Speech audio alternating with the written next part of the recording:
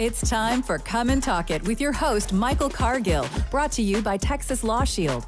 Over the last decade, Michael has championed and supported the rights of law-abiding Texans to own and use firearms. He is the owner of Central Texas Gun Works, a veteran of the United States Army, and has achieved national exposure in such prestigious media outlets such as Forbes Magazine, Fox Business News, CNN Money, AOL, BBC World News, Huffington Post, and the New York Times. Cargill vigorously defends lawful gun ownership in this country without regard to party politics. And now, here's Michael Cargill. Good day, Austin, Texas, the live music capital of the world. Let's praise the Lord and pass the ammunition. So will gun owners finally get free speech on Twitter with Elon Musk? We're going to talk about that also. We got a lot of stuff to talk about today. We're going to talk about Representative Madison Cawthorn faces a misdemeanor for a loaded gun at the Charlotte airport. And so Elon Musk says, you know what? He vows to allow maximum fun on Twitter. I can't wait. And Ron DeSantis says he will allow people to carry a firearm without permits before he leaves office as governor of Florida. Also, do background checks work? Well, we're going to talk about that. We're going to discuss what happens when you walk into the gun store, you try to buy a gun. What's the difference between being in Texas, being in Texas and purchasing a firearm, and you're buying a gun from Texas or any other state that borders another country? What's the difference between buying a gun in Florida versus Texas, according to the federal law? There's a difference. We're going to tell you some secrets today, if you haven't heard them before. So let's go back. Elon Musk, he says, hey, he's going to allow for maximum fun on Twitter. You know what? I want to talk about that later. I don't want to talk about that just now. You're not ready for that? Not ready for it just yet.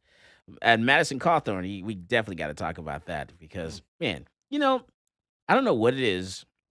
Every Sunday that we do a beginner firearm safety course, there's always someone in class that has to take a gun safety course to, work on, I guess, negotiate a lesser charge for carrying a firearm either illegally or unlawfully, or discharging a firearm unlawfully, or some kind of gun charge, or going to the airport, taking your gun to the airport.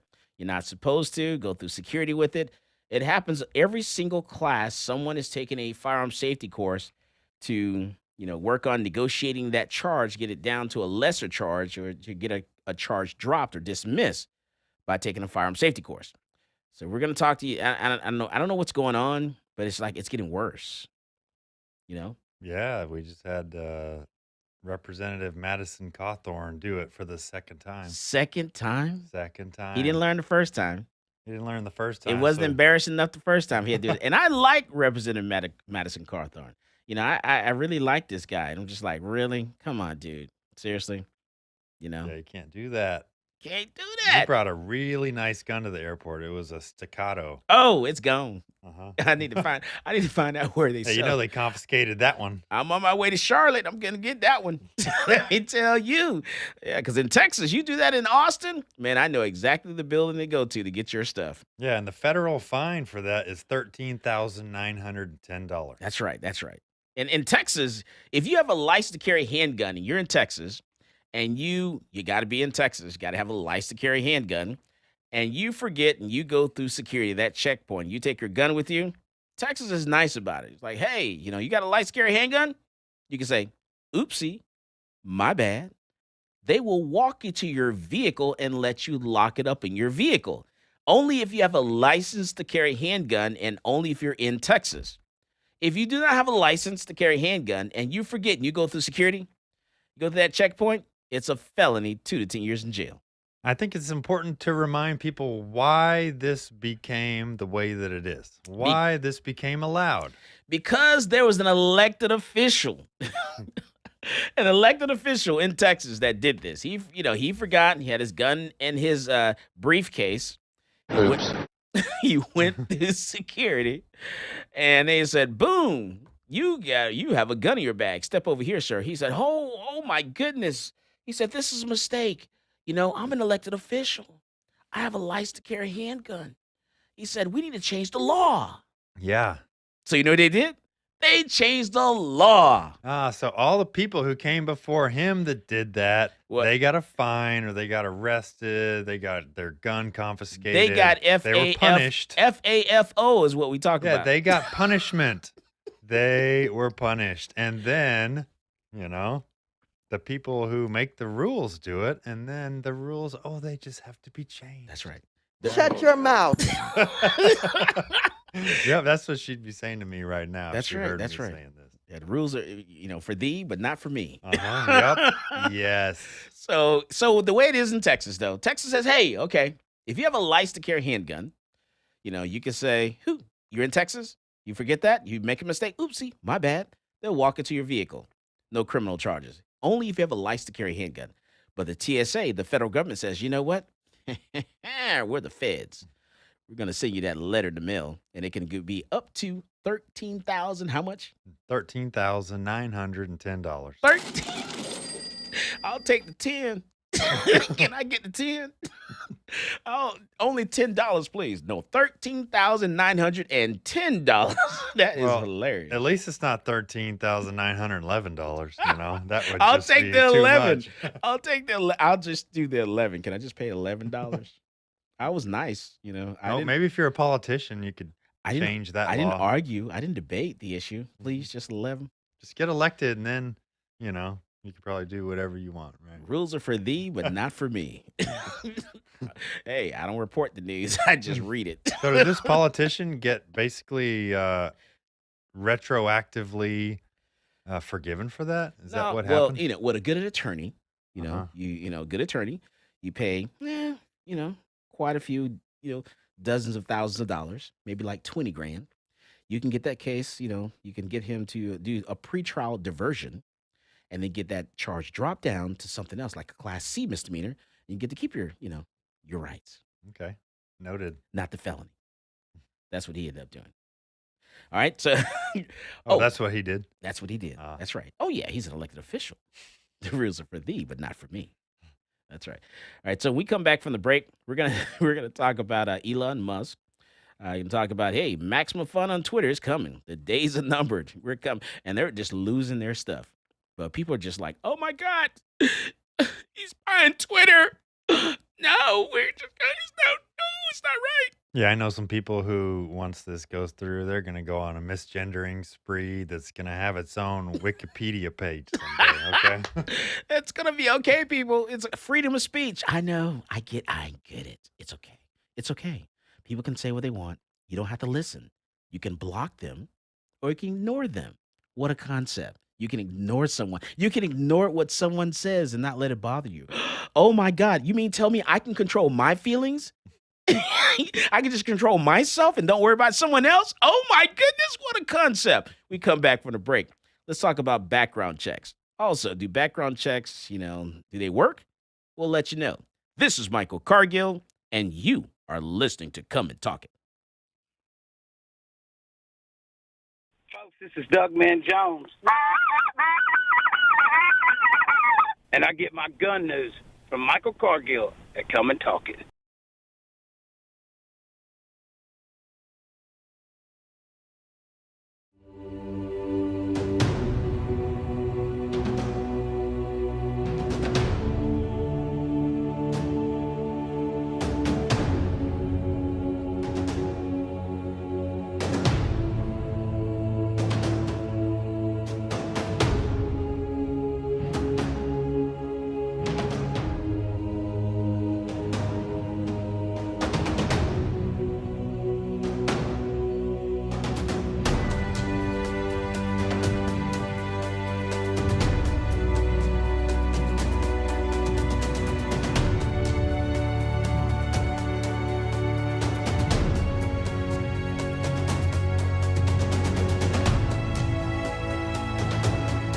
I'm a U.S. Army veteran with a strong sense of duty and respect for our system of government. After 12 years, I was on my discharge and decided I would fulfill the American dream of entrepreneurship and open up a gun shop in Austin, Texas. At my shop, I teach people to be law-abiding and how to safely use their firearm. On page 46, we're going to talk about Penal Code Section 46.02, The day that ban went into effect, I went into my local ATF in Austin and turned over my bump stock because I'm a law-abiding citizen. But I wasn't going down without a legal fight. So that's why I reached out to NCLA. NCLA is representing Michael Cargill because federal agencies do not have the power to rewrite statutes. Bump stocks are not machine guns. If Congress wants to change the law and ban bump stocks, it certainly can do so. But we can't have the executive branch rewriting a statute and putting people in jail for up to 10 years. It's a problem because, this government agency has said, you know what, something that is legal is now illegal, and we're going to confiscate it from you, and we're not going to compensate you for it, and you're going to become a criminal. The goal of our case here is to tell the ATF that they can't get away with this kind of administrative lawmaking. This isn't constitutionally permissible, and this goes against everything that our nation was founded on. The bump stock ban turned innocent law-abiding citizens into criminals overnight, even though they were compliant with the statute. And that's not right. This case is not about where you stand on bump stocks. It's about the rule of law. It's about whether an agency can rewrite a statute and turn a law-abiding citizen into a criminal. If the ATF can ban bump stocks, any agency can ban anything.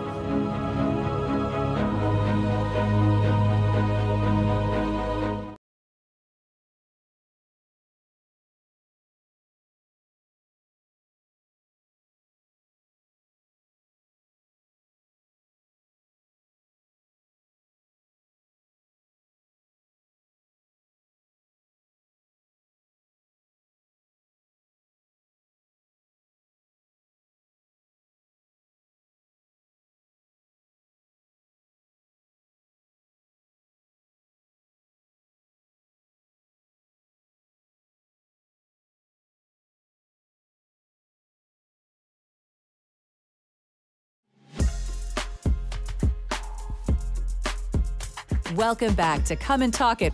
And now here's Michael Cargill. All right, we're back, and man, I tell you, I have a special guest on Skype. That's right. So we have a candidate who's running for office, the Texas Railroad Commissioner for the state of Texas. That's right. We have Sarah Stogner. Sarah Stogner is going to tell us about what in the world is the Texas Railroad Commission? What is that? But before I ask Sarah about that, though, Sarah, I got to ask you, what kind of gun do you have, Sarah? I have a 38 special. A 38 and special. I have a couple shotguns. Nice. Well, we got to get you out to the gun range, Sarah. We got to shoot some guns. Yeah, absolutely. When I'm feeling better, I'm hoping it's just allergies. That's all it is. It's just, don't worry. COVID is over, Sarah. It's over. We're done with it. Right. I got the memo. That's right. And so, man, so you got a 38 special and some shotguns. That's what I'm talking about. A lady with a revolver, I'm telling you right now, that's the way to go, Zach. Revolvers. Your revolvers are Yes. great, especially hammerless ones. That's right. Yeah. Especially for like purse carry and all that good kind of stuff. Yeah. Revolvers. Flashbang, revolver. Mm-hmm. That's right. All right, Sarah. So tell us, what in the world is the Railroad Commission? What is that? Well, they've had nothing to do with railroads since What? 2005. Really? Well, hold on. But, yeah. Not really. Yep. Okay. They regulate oil and gas, intrastate pipelines, and surface mining in the state of Texas. So it should be called like oil and gas or something. Texas oil and gas, maybe. Correct. And there's actually a push by some Republicans this year at the convention to request that the legislatures draft some legislation next go around to officially change the name, because the commission can't change the name. It has to come through the legislature. Wow. Okay, so tell us a little bit about you, Sarah, because you're running for a Texas Railroad Commission. And I'm not sure who's in that spot right now, but, why should we support you? Well, I'm the only one with oil and gas experience. I'm an energy lawyer. I've represented various oil and gas operators, service companies, midstream companies in risk allocation, so contracts, insurance coverage, litigation when things go wrong. And I moved out onto a cattle ranch last summer, and we've got contaminated groundwater from oil and gas operations. And I'm pro industry, but we have to do it the right way. Right. Yeah. And I ran into Sarah at an event in San Antonio. I was down there this past week, and I was like, man, I like what Sarah's got to say. We got to get Sarah on the radio show because, it just, you jumped up there. You're like, look, this is what I'm this is what I'm interested in. This is what I think we need to do for Texas. We need to call it like it should be called as far as the name for this department. And, there's some things that we need to do in Texas and some, places to go. And I really love that about you. Well, thank you. Yep. It's not rocket science, but we've got challenges, and we've got some difficult challenges. We've got to take care of our earthquakes. We've got to figure out where we're going to put this 15 to 20 million barrels of produced water that comes with producing the oil and gas. And we've got to recycle it, and we've got to do it the right way. But I want to let the markets do it, right? And we've got existing regulations are completely adequate. We just need to enforce them fairly and predictably. All right. And what about fracking? Are you for it, against it? Yeah, I am pro oil and gas done responsibly, right? And we can absolutely frack wells responsibly. We just have to make sure that we have a good cement job, that we're doing it the right way, and that we're protecting all of the other zones that's down there. Yeah, I'm all about it. Frack now, frack tomorrow, frack the next day. Just keep fracking. Right. I mean, Midland over Moscow, right? I think everyone can get on board with that. Absolutely. Tell us a little bit about your background. Where'd you come from, for this position? Yeah, so I am civilian Army brat. My grandfather was actually born and raised in Jacksonville, but I was born in Alabama, grew up in Florida and California, and then went to undergrad and law school at LSU. Practiced energy law for 14 years and moved to the Permian in 2017. Nice. Okay. Awesome. And then, so who's in that spot right now? So there's 3 commissioners. They serve a 6-year term. I'm running against Wayne Christian. He's been there for 6 years. He's a 70-something-year-old financial planner, Grammy-nominated gospel singer, but no oil and gas experience. And he's just in over his head. Yeah, it's not like praising the Lord, but can what about my gas prices? Right, exactly. And look, if we don't get our house in check and we don't have Texans fairly and dependably regulating Texas, then we have bigger problems because the feds come in and revoke permits and things like that. And that's even worse, right? We got to keep the feds out of Texas. Oh, I love that. And that's one of the things I heard you say this week, keep the feds out of Texas. And I was like, you know what? I need Sarah on the show. That's what we're talking about. Get rid of those feds. Get them out of my business. This is Texas, the Lone Star State. We control this state, no one else. That's why I love Texas and nowhere else. Love Texas. Right. Absolutely. All right. And then, Sarah, tell us, what part of the state do you live in now? So I split my time between West Texas. I'm near Monahans, about an hour west of Midland, and I have an apartment in Houston. Nice. And you're an attorney, you said? I am an oil and gas attorney. Oil and gas attorney. All right, awesome. What are some of the some great cases that you've had? Well, I'd say one of the weirdest cases was we had a guy that was offshore and he dropped his can of snuff into the mud pits that were mixing the mud up. And he took the safety grate off and tried to fish it out and fell in and was knocked unconscious and actually drowned in a mud pit. So that was one of the weirdest, most horrible cases that I ever had to deal with. Oh, wow. Yeah, people, it can be a dangerous industry, but we can do it the right way. And, we need it. And if Texas was a standalone country, we would be the 3rd largest producer of oil and gas. Wow, the 3rd largest producer of oil and gas. Yep, exactly. Wow. And so if Texas is where, we need that. And we, in the U.S. and in Texas, we produce it cleaner than anywhere else in the world. But we have to do it the right way all the time, even when it feels like people aren't watching. And what's been happening out here specifically is they mess up the property and then they just buy it out. And when a rancher gets offered 3, 5, 10 times the value of their ranch, it's really hard to not sell out, especially when the burden of proof is on the landowner and the benefit of the doubt is always given to the operator with the current administration. Just follow the money, right? You just follow the money. Absolutely. Hey, Sarah, what's up with our gas prices right now? Why is gas so high? Well, lots of reasons. First of all, Wall Street Wall Street decided several years ago that they were going to vilify oil and gas and stop giving money to oil and gas. So you had a downturn, you had COVID, and then you made it really difficult for oil and gas companies to get capital to operate. So they haven't had the ability to get ramped up. And then the other part is it does take time. We lost a lot of personnel. We've got supply shortages. So even if you could immediately go and start drilling, you need cement, you need steel, you need people, you need rigs, right? All of this stuff takes time. And it wasn't 2 years ago and, a little bit over 2 years ago on April 20th, 2020, that oil went to negative $37. Mm-hmm. It's a volatile market. And we have had bad federal leadership. And we've had a complacent state leadership that isn't doing the things that are necessary to make sure that Texas stays energy strong into the next, 100 years. All right. And then someone asked, are you running against Bush? I think Mr. Bush is running a totally different office altogether, right? Right. He was the land commissioner, and now he's running for attorney general. Correct. Yeah. So we'll clear that up right there. And Sarah, take about a minute and a half and tell people what you want them to know about you and your race. Yeah, look, this is a really important race that has a deceiving name. I just need people to show up on May 24th. Do some research. My opponent takes bribes. I'm not taking campaign contributions from the industry. And I just want to get in there. I want to do the right thing. And then I want to get out and move on with my life. I don't want to be a career politician. Let's fire the people that haven't done their jobs. Nice, man. That is so I need people to vote Sarah Stogner on May 24th. Awesome. So Sarah, how can we find you on social media, website? Yep.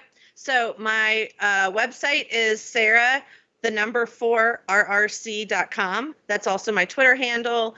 I'm on TikTok. If you want to watch videos of my speeches, you can see where I live. You can see leaky oil wells. You can see why all of this started. That's The Unicorn Lawyer. And I'm on LinkedIn, and I'm pretty accessible. So if people would like to get in touch with me, it's sarah@sarah4rrc.com is my email.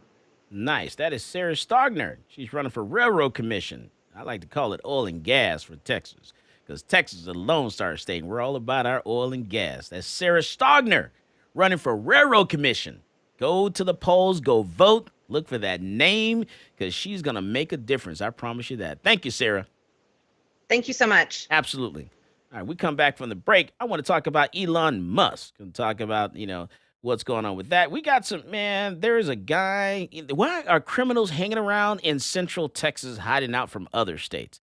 We have, people that are on the run who are persons of interest, in murder cases hiding out in Central Texas, in Austin, Pflugerville, Round Rock. Well, I'm telling you now, they're getting caught by police at intersections, red lights, gas stations, grocery stores. What is going on? And that's why I always carry my gun. This is Michael Cargill, and you are listening to Come and Talk It. Hi, this is Stephen Williford, the Barefoot Defender. I get my global gun news from Michael Cargill at Come and Talk It.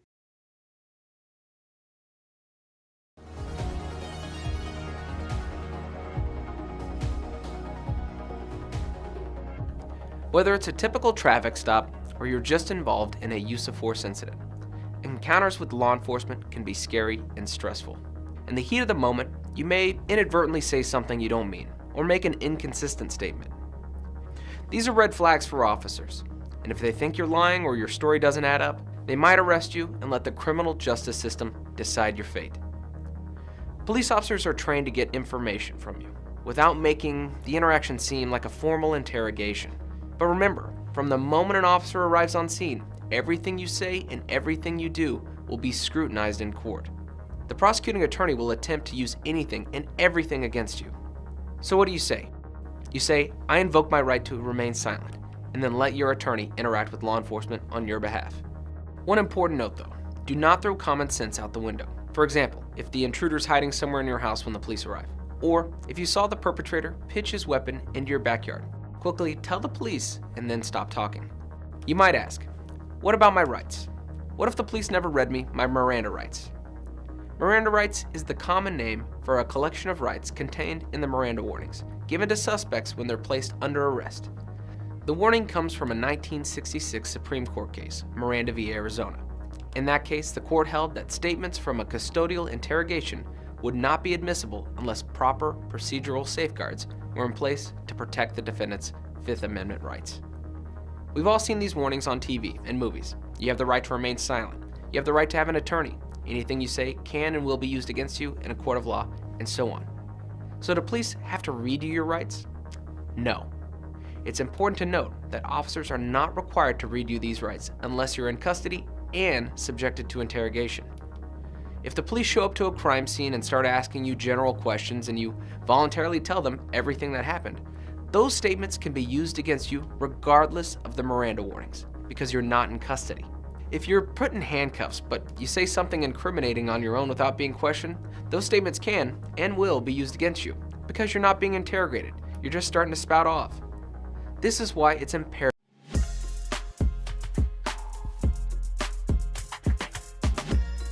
Welcome back to Come and Talk It. And now here's Michael Cargill. I tell you what, Elon Musk is going to buy Twitter for $44 billion with a B. That's a boss right there. That's what I'm talking about. $44 billion. You know what? And the liberals, well, I shouldn't say that because when I get home later on tonight, I'm going to get in trouble. You know, you're supposed to be, you cross party lines and be on both sides. Man. I know. Okay, so there are some people that in 2021, they said Twitter is a private company. If they want to censor somebody, that is their right. I heard that a few times. Yeah. And now in 2022, those same people, those same ones are saying, it's 2022. Twitter allowing free speech is a danger to our democracy. Call me a radical. It must be regulated. Twitter is a danger to our democracy. Oh, I don't think so. Are you familiar with Zuby, Michael? What? You know who Zuby is? No, who's Zuby? So he is a... I'm going to learn today. He's a rapper. I believe he's a British rapper. And... Oh, am I going to like this British rapper or not? Yes, you're going to like it, okay? Okay. Because during all this sort of like... transgender before the swimmer, the Yale Penn swimmer controversy, when the transgenders in sports and women's sports dominating first happened, Zuby, who is, I would say he's on the right side of the aisle, he said, hey, you know what, I am identifying as a woman and I'm going to set the women's deadlift record. And he identified as a woman. He lifted, record-setting deadlift. Okay. To highlight the fact that that's totally ridiculous. That's a bunch of bull. Yeah. He shouldn't be able to do that. Exactly. I agree. Yeah. He actually got banned from Twitter because he sent out the tweet replying to someone. He said, okay, dude. And they banned him from Twitter. What? Yep. That's crazy. They suspended him for saying "okay, dude" when he was basically having a back and forth with an Antifa activist. Go figure. Those little communists. Yeah. So Twitter has notoriously banned people of a certain political persuasion. Oh. They have taken that side of not agreeing with classical biology, you could say, and instead going for, not allowing misgendering and taking a more left-leaning stance and pretty much selectively banning people who have right-sided ideologies. Well, I'm glad that Twitter's actually agreed to sell because now Elon Musk is going to own this company. That's why he said, you know what? I don't want to be on your board. Why do I want to be on your board? Because I'm going to say something. You're going to disagree with me. You know what? I'm just going to buy the whole company. And that way you do what I tell you to do. I like that. Yeah, and he didn't want to be on the board because board members were limited in the percentage of the company that they could own. And that's part of the reason why he initially refused. So let's own the company. board We're going member to change spot. the rules. Guess what? It's a private company. We can do that. That's right. And that's how democracy works. Free speech. That's how, what is it? The free market. Oh my God, the free market. The free market of free speech. Free market. Yep. The free market. All right. Also, I want to talk about this lawyer. There's a lawyer, Redonda Vault. She appeared in court this past week. And let me tell you about Redonda here. So the lawyers for a former Vanderbilt University Medical Center nurse guilty of giving a deadly dose of the wrong medication to a patient appeared in court this past Wednesday. And a jury found that Redonda Vault guilty of criminally negligent homicide after giving a 74-year-old patient a fatal dose of the wrong medication back in 2017. So on Wednesday, Vault's lawyer appeared in Sumter County Circuit Court for a pre-jury charge. And Vault is facing accusations of lying on an application for a gun. When applying for the weapon, she was asked about having any indictments or information in any court for a felony. She said she did not. However, she had been convicted in a court of gross negligence of an impaired adult and negligent homicide. So on Wednesday, the date of the jury charge was reset to May 4th. So that's coming up. So basically, she walked into a gun store. She filled out a firearms transaction record and lied on the form of being charged or convicted of a felony. She lied on the paperwork there, and her background check came back denied. So Miss Prince is here. She's like, denied? No way. I'm going to appeal this. So she appealed it. So she went to the fingerprints and everything and appealed the Knicks' decision to deny her from buying a gun out of the gun store. They're like, yeah, chick, you're denied because you were convicted of a felony. Are you crazy? Cray here.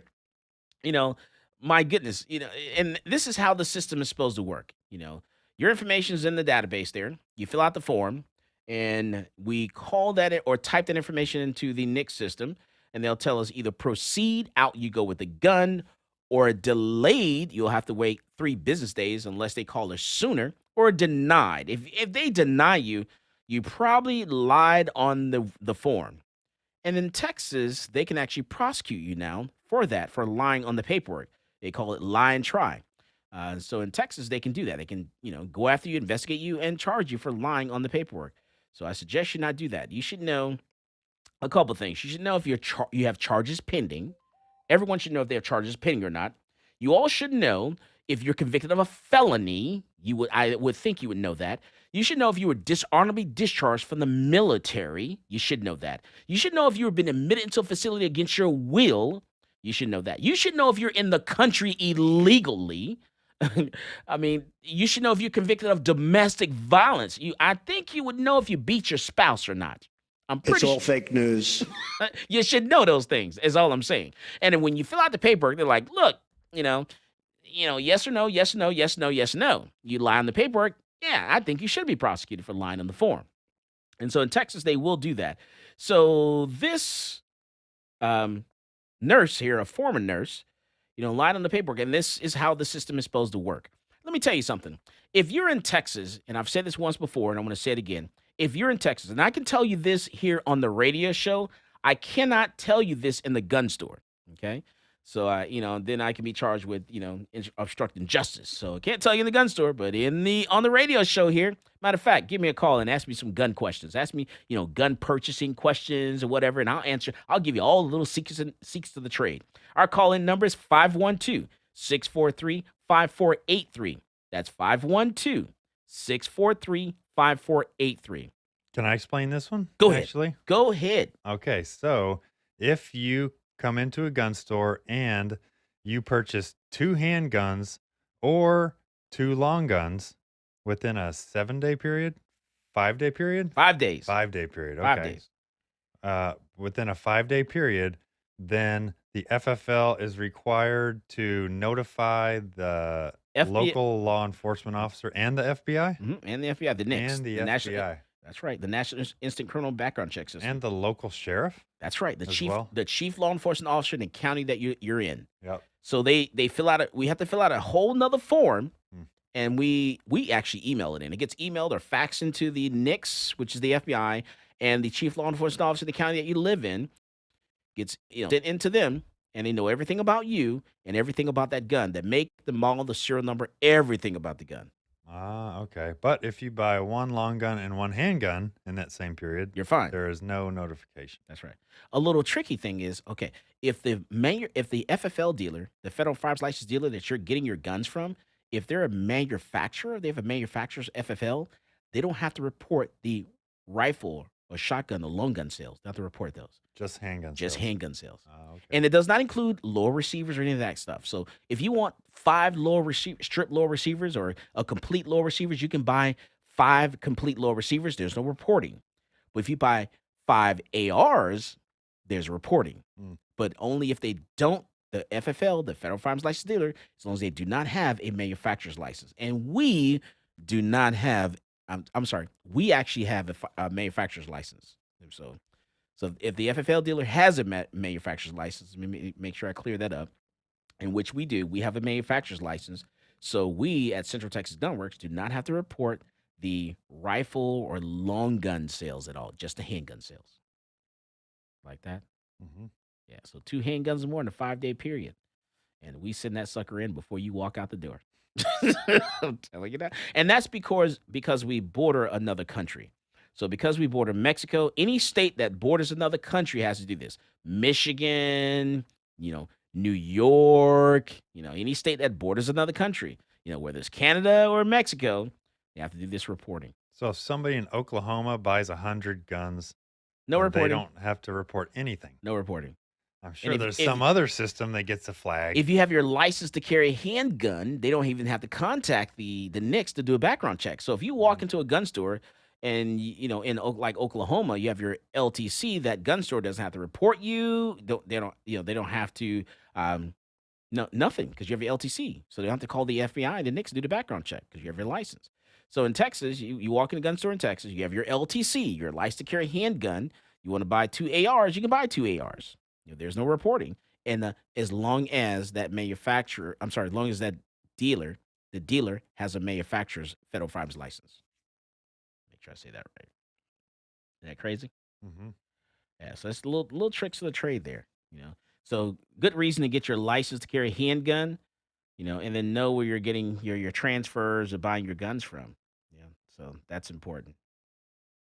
Because when you get pulled over by your chief law enforcement officer in the county you live in, and you're wondering, how in the world they know the serial number of my gun? That's the only way they know, because of that reporting. Outside of that, if you buy 1 handgun this week, you wait 2 weeks, buy another handgun in 2 weeks, there's no reporting. That paperwork, that transaction record only stays in the gun store. It does not leave the gun store unless that gun is found stolen or used in a crime. Good to know. Yeah. So there you go. And if you shop around and go to different gun stores, there's something triggered there. So if you go to this gun store, then a couple days later you go to another gun store, you're picking up a gun, you're hitting the system. Is that only in a state bordering another country? In any state. Any state. You shop around different gun stores, you're hitting the system.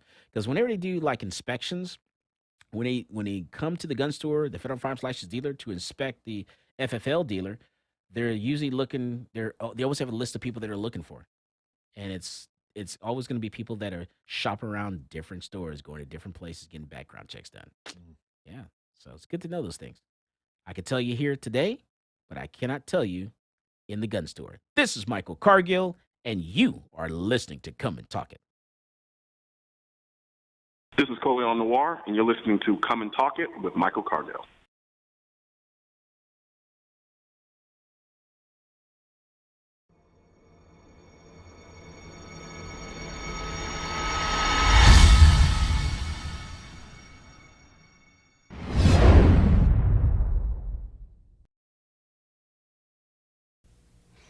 Hello, my name is Edwin Walker. I'm an independent program attorney with Texas Law Shield.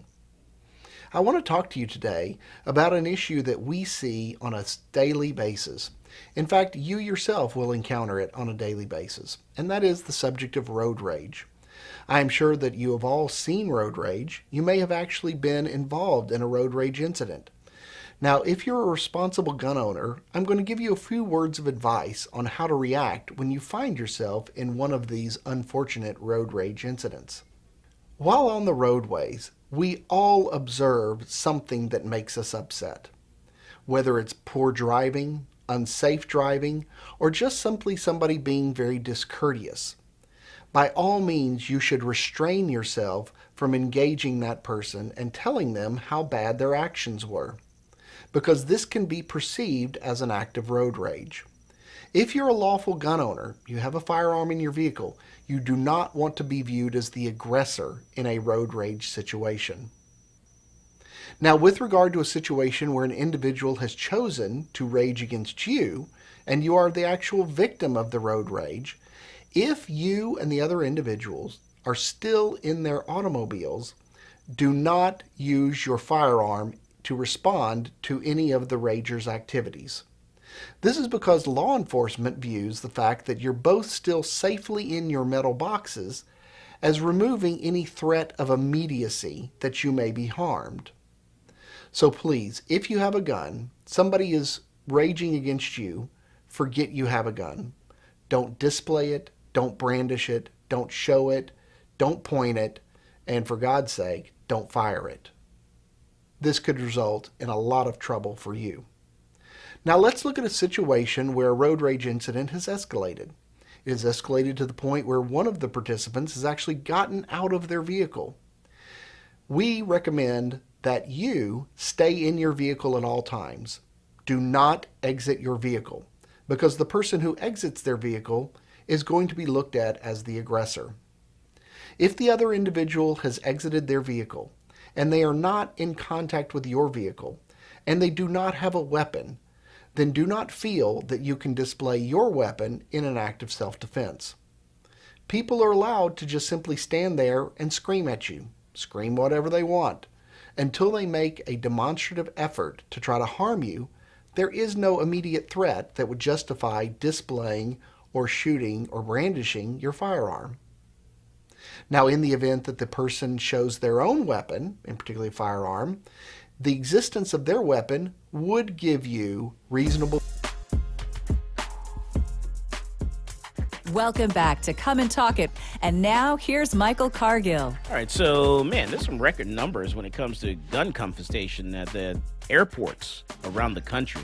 So nearly 5,700 firearms have been confiscated at airport security checkpoints in 2021. Back in 2019, it was 4,500 guns confiscated at the TSA checkpoint there at the airport. And a whopping, man, and do you know that 85% of those were loaded? That's a lot. 85% were loaded. That number of 5,700 in 2021, 85% were loaded guns.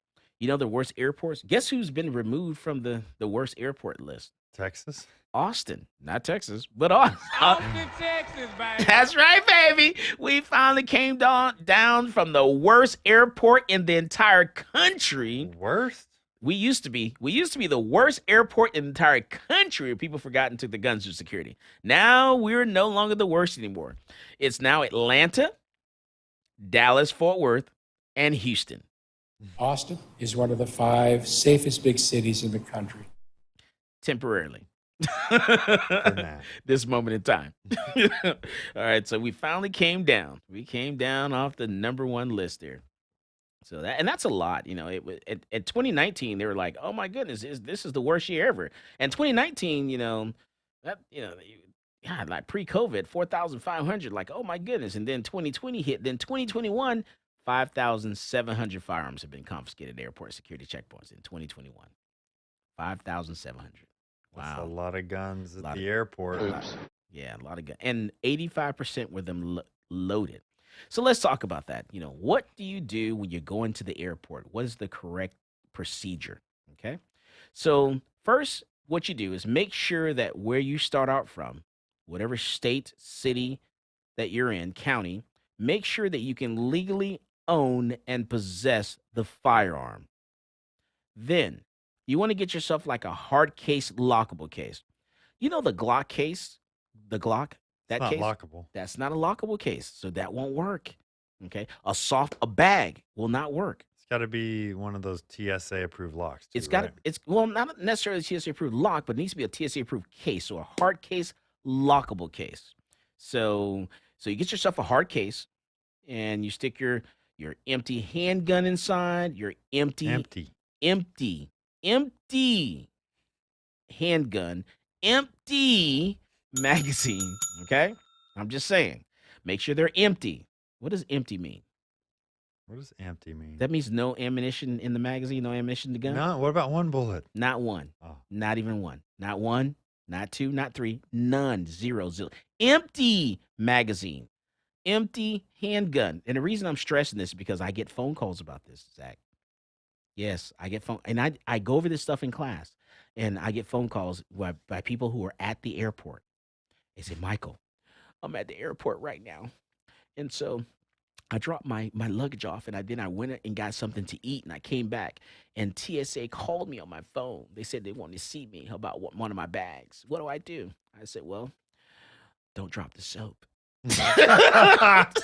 Because you're in trouble now. What do you want? I'm not an attorney. You know what I'm saying? I got plenty of jokes. Let me tell you. You're like, oh, I'm stressed out and nervous right now. Well, you should have come to class, because a lot of people don't come to class and they call someone and they give them my telephone number. They call me, ask me this stuff. I'm like, I have plenty of jokes. You didn't come to class. You didn't learn anything. So don't drop the soap now. What do you want me to tell you? Okay, you've messed up. You're going to jail. Okay, it is what it is. So, make sure it's a hard case, lockable case. Where you start out from, you can legally own and possess it. Your destination where you end, you can legally own and possess that firearm. And so, in that hard case, lockable case, you're going to put your empty handgun, empty magazine, empty, and you can have a box of ammunition. So your ammunition needs to be an original factory box or carton or some type of packaging. Okay. Doesn't matter the quantity. Doesn't matter the quantity. 1,022 rounds in one box. If you can fit it in that hard case, lockable case. So I traveled back from Las Vegas from the SHOT Show, and I had like baggies and bags of like ammunition. Ah, okay. Yeah, So no limit. Yeah, because what happened was that the people at the show didn't want to travel back with it because I guess their luggage, whatever it was too heavy. Bullets are heavy. Yeah. So they was like, hey, we're just giving this stuff away. I'm like, I'll take it. So I took it and I stuck it in my, my suitcase, hard case, lockable case, and I traveled back with my ammunition, bags of it. So, it needs to be some type of packaging. So once you have the empty magazine, empty handgun, your box of ammunition, and that hard case, lockable case, close that case, lock it. If there are 2 holes on that case for locks, then have 2 locks. If there are 3 holes in that case for locks, then have 3 locks. Hard case, lockable case. No ammunition in the gun. No ammunition in the magazine. You can travel with the ammunition, but it needs to be an original factory box or carton. This will get you through every airport, every airline in the country. Okay? Now, but keep in mind, make sure you can legally own and possess it where you start out. You can legally own and possess it at your destination. Now, once you do that, you go to the ticket counter. Ticket counter. I almost said TSA. Don't do that. Go to the ticket counter, inform the ticket agent at the ticket counter that you're traveling with a firearm and ammunition at the ticket counter, not your sky cap, not the person, that you're tipping to grab your luggage, but the ticket counter. And then they're going to they may have you fill out some paperwork. They may inspect it right there. They may have you go to another area. A TSA agent may inspect it there. Whatever their procedure, their process is, follow it. Now, I'll tell you some funny stuff. I was flying out of the Carolinas one day. I went to visit one of my distributors. And so I was flying back, and I checked in at the airport, and I guess the way I was dressed or something, the lady thought I was law enforcement. Did you have a holster on your belt? I had a holster on. Well, no, I didn't have the holster because I check all that stuff. Holster, I check everything. You kind of do look like a cop now that I Really? think of it. No, I don't. Got that vibe, Really? No. Former Army for sure. Okay, yeah. I can, the Army part I can follow because I'm just like, right? Mm-hmm. But okay, so I get that to the ticket counter. I say, hey, I'm traveling with the firearm. it's in my luggage, and da da da. And so she goes, okay, hold on a second. And so, I'm standing there. About 5 minutes go by, and I'm like, hey, what are we doing? She goes, oh, I'm trying to find a seat for you on the plane so you can carry your gun on the plane. I'm like, no, ma'am. No, ma'am. I'm not security. I'm not law enforcement. I'm trying to check my firearm. So she actually thought that I was like law enforcement. Air marshal, right? Right, and that I was going to carry my gun on the plane, and I'll get past her, but I would never make it past security. Well, normal law enforcement can't even carry their gun on the plane, right? Isn't it only an air marshal? Not necessarily. Yeah. I thought it was just the air marshal. Certainly. So, all right. So, we get past that point, and so she finds a spot for me. We figure out, okay, it's in my checked luggage. And so they had me step off to the side where the TSA agent, actually inspected my bags. So they opened up my luggage, swiped it, checked it for whatever they were checking for. I don't know what they were checking for. And then closed everything up, locked everything up, and then it went as checked luggage. You cannot do carry-on. You cannot go through the metal detectors. No carry-on, no metal detectors with any firearms, no ammunition, no rounds, no bullets, no holsters, no uppers, no lowers, no triggers, no springs, no screws, no nada through security. Everything needs to be checked to its final destination. So it looks like federal law enforcement officers can qualify to carry guns on planes. Yeah. So it's just like, man, and then let's say you're traveling with a rifle or shotgun or something like that, and you're having a long gun case. Typically, when you get to your destination, a lot of times they don't send that down the carousel, with all the other luggage, which is smart. They usually take that, it looks like as a gun case, they take it into the luggage room, and you have to claim it there. Now, let's say you're traveling and you're going to a state that you can legally own and possess the firearm, coming from a state you can legally own and possess the firearm, but you happen to stop over in a state that you can't, and there's bad weather. They say, hey, there's bad weather. Everyone's got to uncheck their luggage, go to the hotel room for the night, like New York and New Jersey, and then come back the next day. We'll get you checked in. We'll get you on your way. Well, whatever you do not uncheck that luggage that has the firearm in it. Leave it checked to its final destination. Let them handle it. Let them deal with it. Do not uncheck it. Because if you uncheck that luggage, you leave, go to your hotel room, come back the next day. When you check that luggage, they're going to arrest you and charge you with a felony, state jail felony. So don't do that. Leave it checked to its final destination. All right. It has to be checked luggage, and it has to be declared. Make sure you can, wherever you legally own and possess it, wherever where you start out from, where you end, you can legally own and possess those things. All right. So I hope we got that. Try very hard. And when in doubt, call me. I'm going to tell you some jokes. I'm going to make you laugh or cry, but I'll tell you the truth. This is Michael Cargill, and you are listening to Come and Talk It. Peace, this is Maj Toure. You're listening to Come and Talk It Radio with Michael Cargill.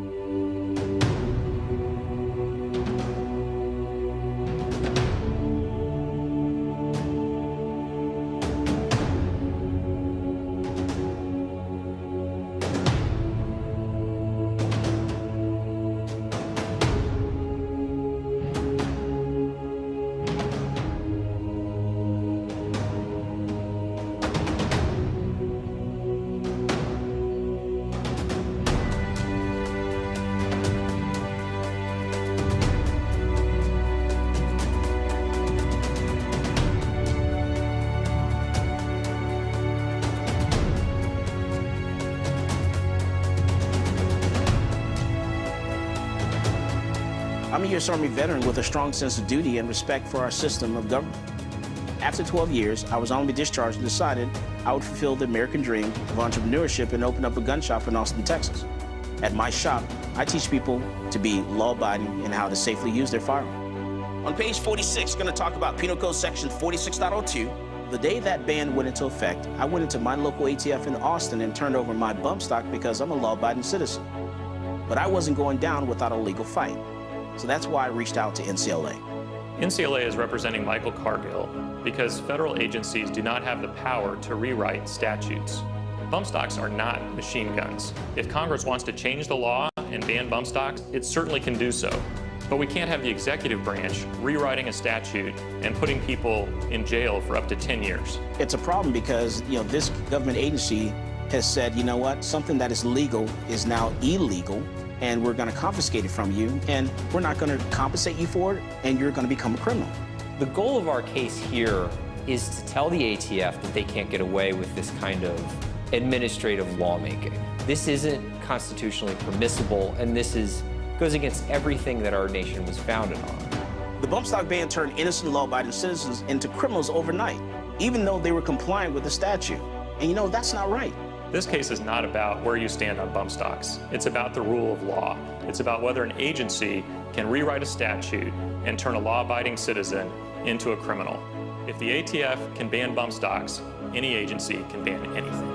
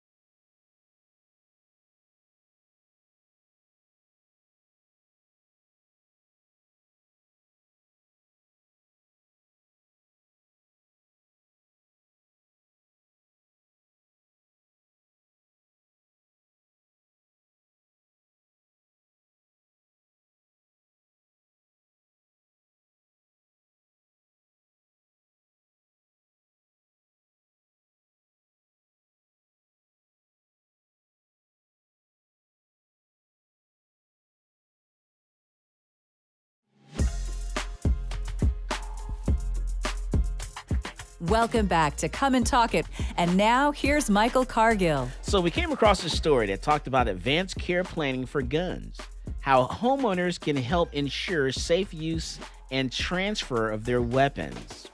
So Carrie Rassan didn't know what to do about her father's guns when he died of COVID in December at the age of 86, and left her executor of his estate.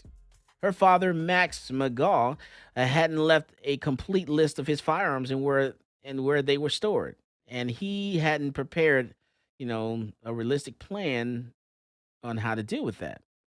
So let's see. Let me see. How can I address this situation? How about you mind your own business? Don't worry about where my guns are. How about that? Okay?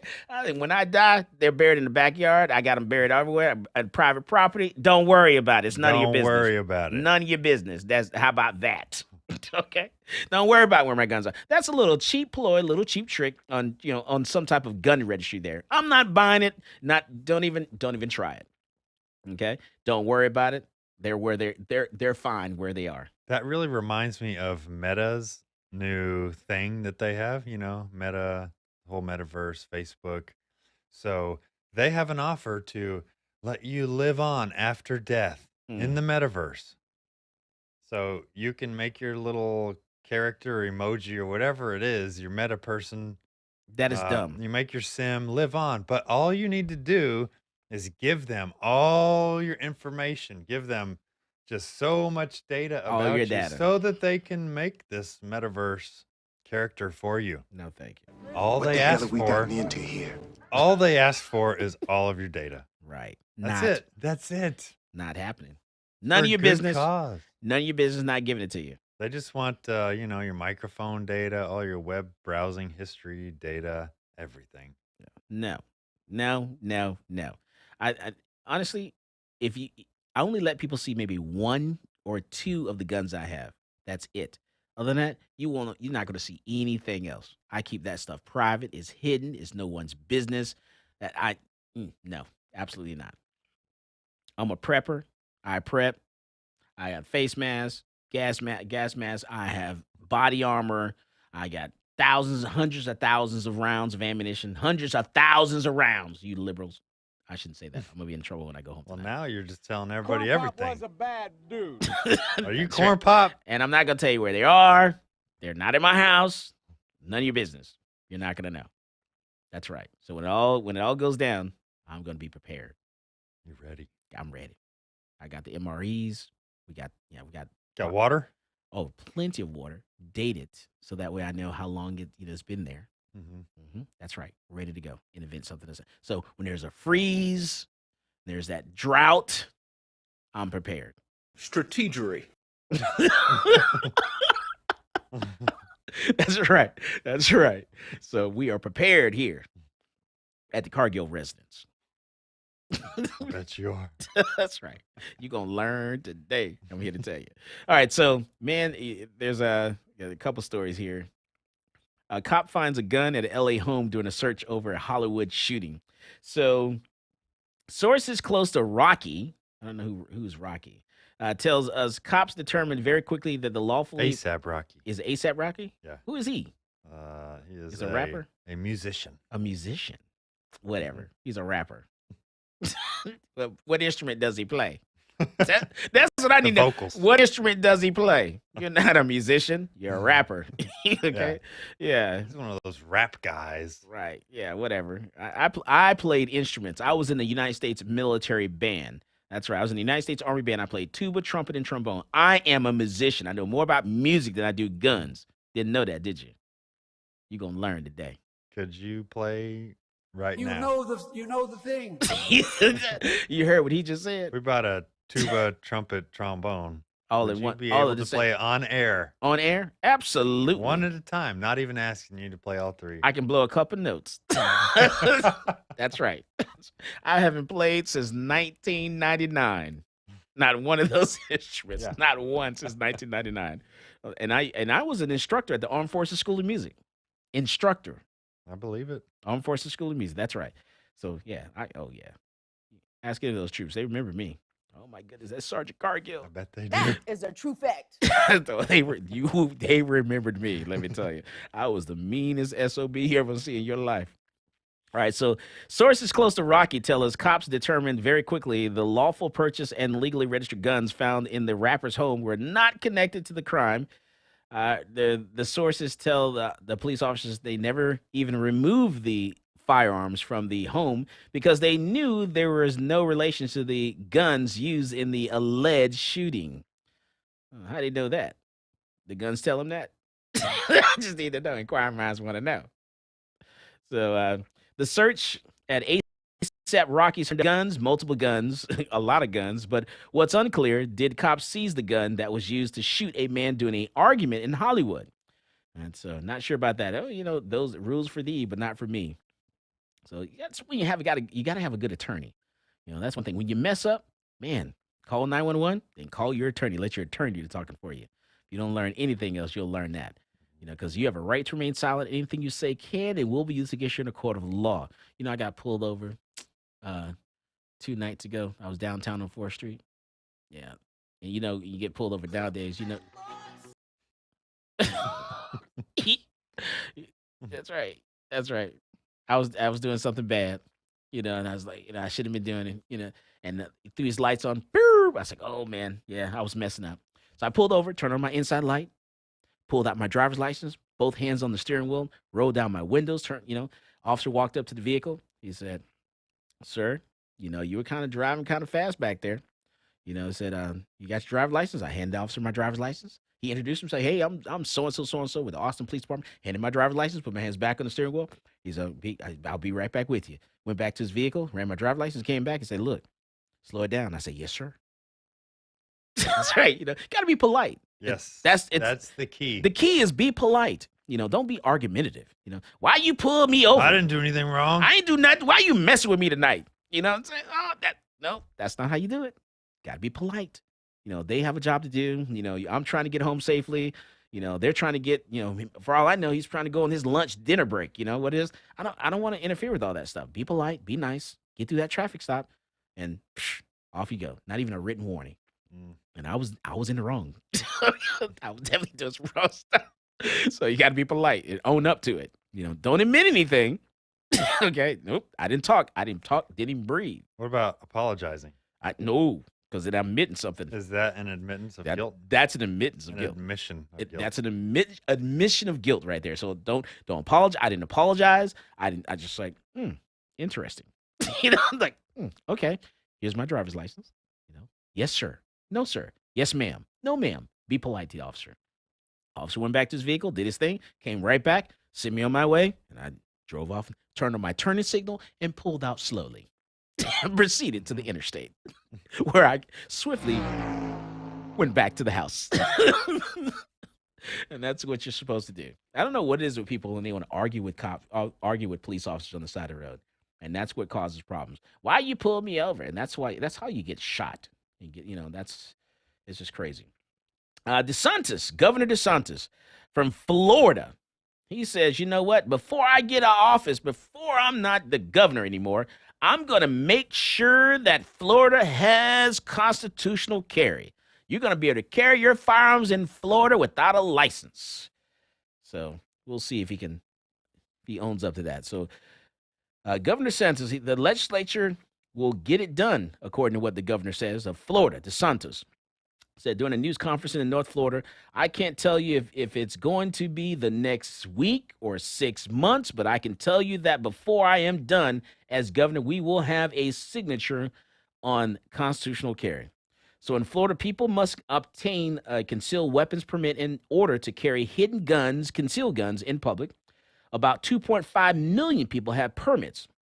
I had a Florida concealed handgun license. That was one of the first licenses that I got. I actually got my Georgia concealed license first, and then I got my Florida concealed handgun license.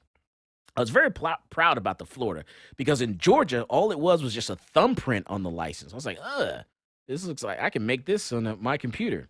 But then when I went to Florida, Florida was legit. Florida had your picture, and Florida's like one of the very first states, had your picture on it, it said concealed weapons permit. And I was like, man, I was 21 years old and I had my license. I was proud of that. Jumped on my motorcycle. I went from Georgia down to Florida, every 4-day weekend when I was in the military and carried my gun with me. I enjoyed that, because driving on that road there, can be kind of dangerous. And back then you had people were getting murdered and killed and robbed or whatever in rest areas. So when I was on the motorcycle, you had to stop quite a bit.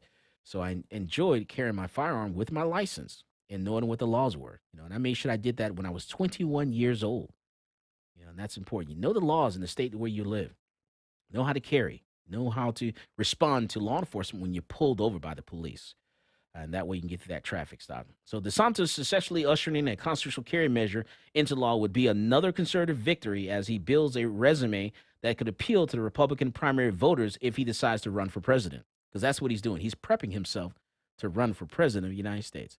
It all depends on, I think whether Trump runs or not, I think DeSantis is going to run. What do you think? I mean, he's the most likely person you'd think, right? He may position himself to run, be vice president by challenging Trump. Why can't we just have some new, fresh person that seems to make sense and is, reasonable and a lot of different aspects, right? Okay, I hear you. Your question is a waste of time. Yeah. This is Michael Cargill, and you are listening to Come and Talk It. Hey, this is AWR Hawkins, Breitbart News, and you're listening to Come and Talk It with Michael Cargill.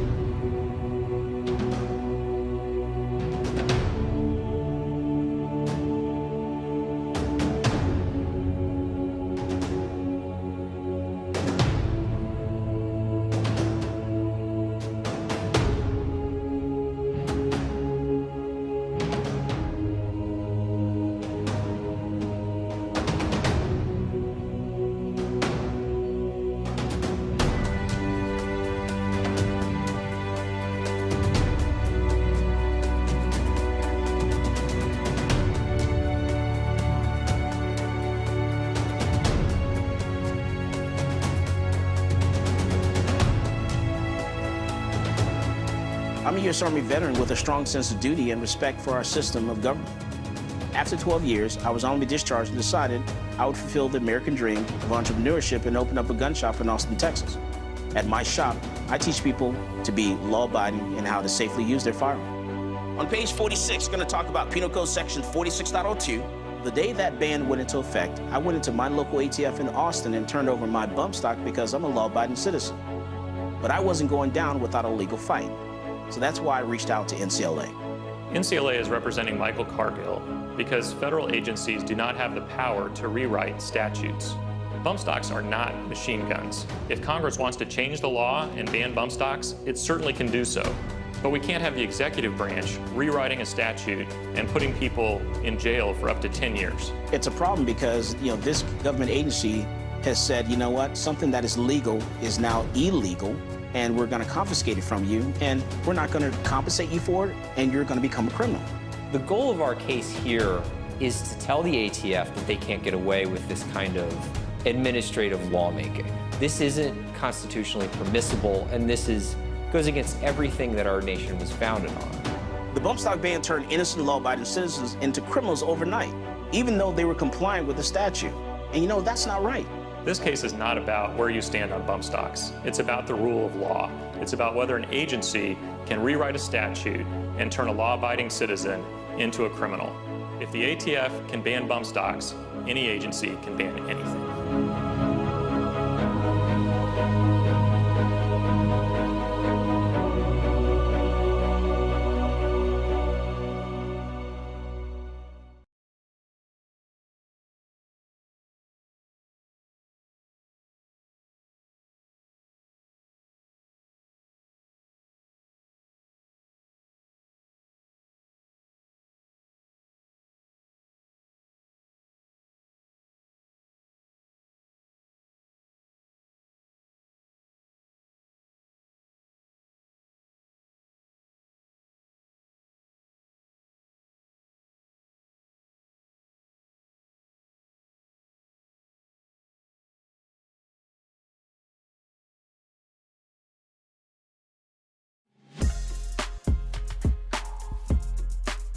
Welcome back to Come and Talk It. And now here's Michael Cargill. All right, so do you know, Zach, that a lot of teenagers are carrying firearms now? That's not legal. No, it's not. So carrying a handgun has become significantly more common among teenagers over the last 2 decades. So in the years from 2015 to 2019, adolescents reported carrying a handgun at a rate of 41% higher than in the period between 2002 and 2006.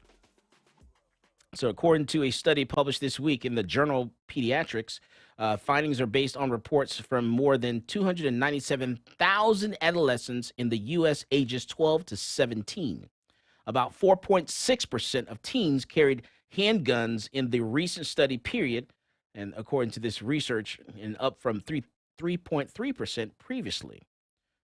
So the adolescents groups with the biggest increase in gun carrying rates were white, higher income and rural residents. By contrast, reports of gun carrying declined among Black, lower income American Indian and Alaskan Native adolescents. The overall increase was surprising and very concerning, according to one of the doctors, who's a candidate in the development educational psychology at Boston College. In the U.S., overall rates of gun ownership stayed relatively flat during the years analyzed in the study, according to the RAND Corporation research. Both RAND and Gallup polls found that rates of individual gun ownership have consistently hovered just below a third of the population. However, U.S. gun purchases climbed from 2019 to 2020. A February study found that more than 5 million children under 18 became newly exposed to guns in their households from January 2019 to April 2021. And in 2020, guns became the leading cause of death among children and teens for the first time in many decades. According to the Centers for Disease Control and Prevention data, surpassing motor vehicle crashes. So that's pretty interesting there. So and that means, you know what that means, Zach? What? That means you need to make sure that parents lock their guns up. You have your gun for personal protection. You have your guns for hunting and all that good kind of stuff. You come back, lock them in a safe. The ones for personal protection. You have kids in the house. You can get yourself a little handgun safe, to put next to the bedside. Really, you can put several safes all around the house. You get little secret compartments that you can get that actually lock. So that way, no matter where you are, because inside the home, you should feel safe. So you don't necessarily have to carry the gun while you walk around the house, but you want to have access to it in case something does happen. So I like to have access to a firearm in the kitchen. I like to have access to a firearm in the bathroom. I do have my shower gun. Got a shower gun, Zach? A shower gun? Yeah, you don't have a shower gun? What is a shower gun? You going to learn today, let me tell you. Oh, you're talking about a shower gun. I'm talking about a shower. That's right, a shower gun. So in the shower, that's right, that gun that you use in the shower. That's right. Got to have a shower gun. I got one of those. You got a shower gun? Oh, yeah. All right, so shower gun, one in the bedroom, dining room, the living room, every room in the house has got to have a gun and locked from the kids. But you need to get access to it. You can get access to it. So I want to make sure we can use that. Get a little gun vault or something. That's one option for bedside firearm. Man, they're all type of little contraptions. I'm actually working on one for the vehicle right now. A little different one for the car. Like an easily accessible one? Yeah. Or just a storage in the car? Easy accessible in the vehicle while you're driving down the road. Yeah. Gun vault, SV500. So I'm going down the road. Something happens. Yep. It's a button combo.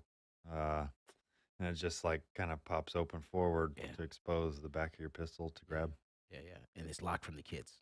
Mm-hmm. Yes. That's what it's supposed to be. And that way you can keep the kids safe from themselves and from the bad guy. Also, a man is shot 18 times, he stabs the suspect and remains in fair condition. Now, this happened down in Houston, Harris County. Well, Valley Central. Harris County. So a man who was shot 18 times while defending himself against a robber is in fair condition, according to the Harris County Sheriff's Office. So deputies responded to a shooting. Now, check this out, Zach. This is crazy. Crazy scene. It was a shooting slash carjacking, and it happened Thursday night. And an adult man was at an air pump. He was, putting air in his tires. And when he was confronted by another man wearing a ski mask, so he's trying to put air in his tire there at the gas station. This dude walks up, got a ski mask on. He's like, look, give me your car. Suspect took his vehicle and pulled out a gun. The victim began fighting, back with this guy, and pulled out a knife. And I like this dude. We can have drinks. He's like, he pointing the gun at you. You're like, you know what? Oh, yeah? Well, let's do this. He pulls out a knife and starts, so let's go for it.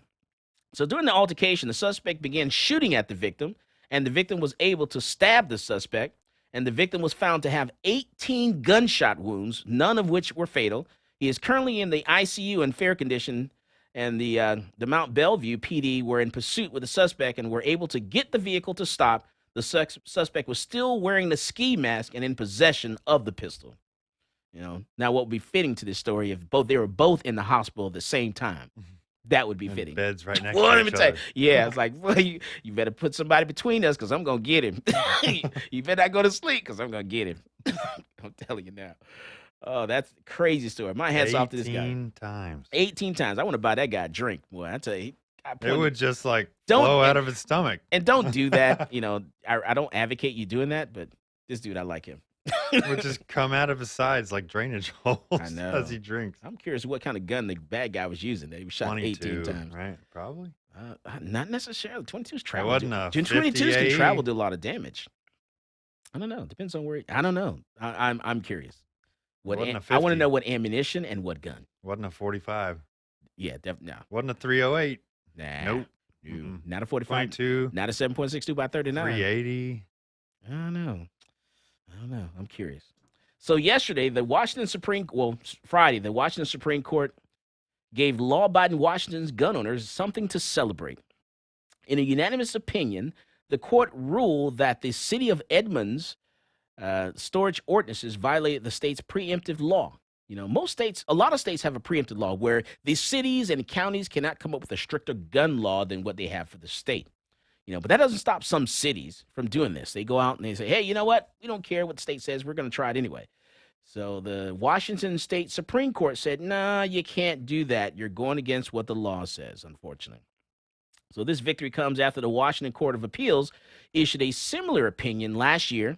And what they did was this past week, the state's high court rejected the narrow reading of a preemption statute proposed by the city of Edmonds and the Everytown attorneys that were representing the city in this litigation.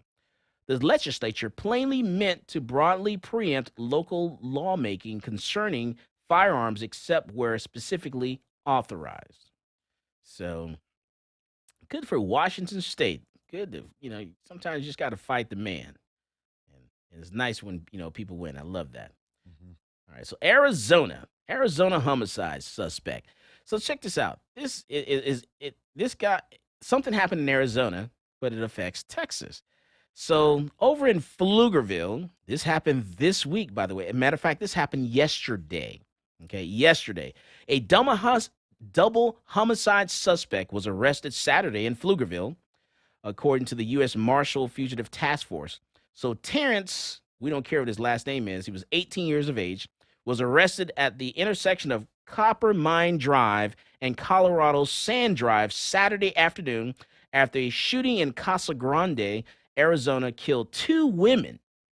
The Arizona Wanted Violent Offender Task Force asked for help from the Lone Star Fugitive Task Force to find, Mr. Terrence here after authorities believe the 18-year-old left Arizona for the Austin area. So that proves why it's important that you always carry your firearm with you, because you never know, who's around you. You never know who's standing next to you at the gas station, who pulls up next to you, who's standing next to you in the line at the grocery store. You just never know.